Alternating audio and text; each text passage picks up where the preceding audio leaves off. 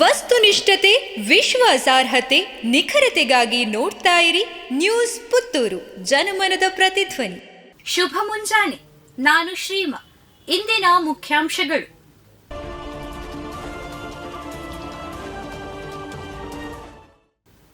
Make in India ಪರಿಕಲ್ಪನೆಯಲ್ಲಿ ಸಕಾರಗೊಂಡ ವಂದೇ ಭಾರತ್ ರೈಲು ಸೇವೆ ಆಧುನೀಕರಣದಲ್ಲಿ ಭಾರತದ ದಾಪುಗಾಲಿನ ಓಟ ಎಂದು ಹೇಳಿದ ಸುಕೇಶ್ ಎನ್ ರಾವ್ ಬೈಲೂರು.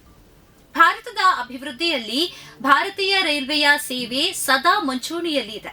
ಆದರೆ ಭಾರತದ ರೈಲ್ವೆಯಲ್ಲಿ ಬಹಳ ವರ್ಷಗಳಿಂದ ಹಳೆ ಮಾದರಿಯ ರೈಲುಗಳ ಓಡಾಟ ನಿಧಾನಗತಿಯಲ್ಲಿ ಸಾಗುತ್ತಿದ್ದ ಸುಧಾರಣೆಗಳು, ಅಭಿವೃದ್ಧಿ ಯೋಜನೆಗಳಿಂದ ಜನರು ಬೇಸತ್ತು ಇನ್ನೂ ಹೆಚ್ಚಿನ ಸುಧಾರಣೆಯ ಅಗತ್ಯ, ಅಭಿವೃದ್ಧಿಯಾಗಬೇಕು, ಅಂತಾರಾಷ್ಟ್ರೀಯ ದರ್ಜೆಯ ರೈಲುಗಳು ನಮ್ಮಲ್ಲೂ ಬರಬೇಕು, ಜನಸಾಮಾನ್ಯರಿಗೆ ಉತ್ತಮ ಸೇವೆ ಸಿಗಬೇಕು, ನಿಲ್ದಾಣಗಳ ಗುಣಮಟ್ಟ, ಸುರಕ್ಷತೆ, ವಿನ್ಯಾಸ ಎಲ್ಲವೂ ಚೆನ್ನಾಗಿರಬೇಕು ಎಂಬುದು ಹಲವಾರು ವರ್ಷಗಳಿಂದ ನಾವೆಲ್ಲರೂ ಬಯಸುತ್ತಿದ್ದೆವು.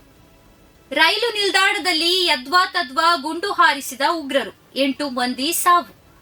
ಇಸ್ರೇಲ್ನ ಟೆಲ್ ಅವೀವ್ ಸಮೀಪ ಜಾಫಾ ಪಟ್ಟಣದ ರೈಲು ನಿಲ್ದಾಣದಲ್ಲಿ ಮಂಗಳವಾರ ರಾತ್ರಿ ನಡೆದ ಉಗ್ರರ ದಾಳಿಯಲ್ಲಿ ಕನಿಷ್ಠ 8 ಮಂದಿ ಮೃತರಾಗಿದ್ದಾರೆ. 2 ಬಂದೂಕುಧಾರಿಗಳು ಮನ ಬಂದಂತೆ ಗುಂಡು ಹಾರಿಸಿದ್ದಾರೆ. ನಂತರ ಅವರನ್ನ ಭದ್ರತಾ ಪಡೆ ಹತ್ಯೆ ಮಾಡಿದೆ.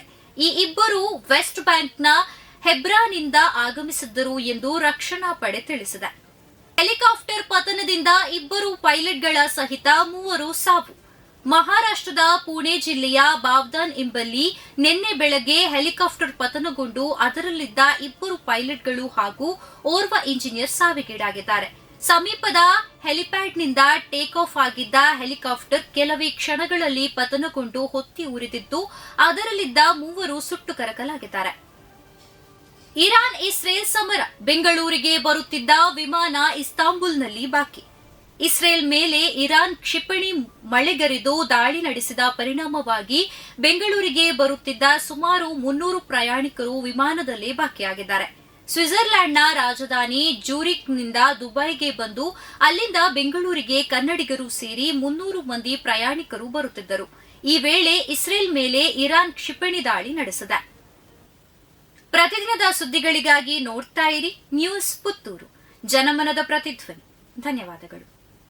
ವಸ್ತುನಿಷ್ಠತೆ, ವಿಶ್ವಾಸಾರ್ಹತೆ, ನಿಖರತೆಗಾಗಿ ನೋಡ್ತಾ ಇರಿ ನ್ಯೂಸ್ ಪುತ್ತೂರು, ಜನಮನದ ಪ್ರತಿಧ್ವನಿ.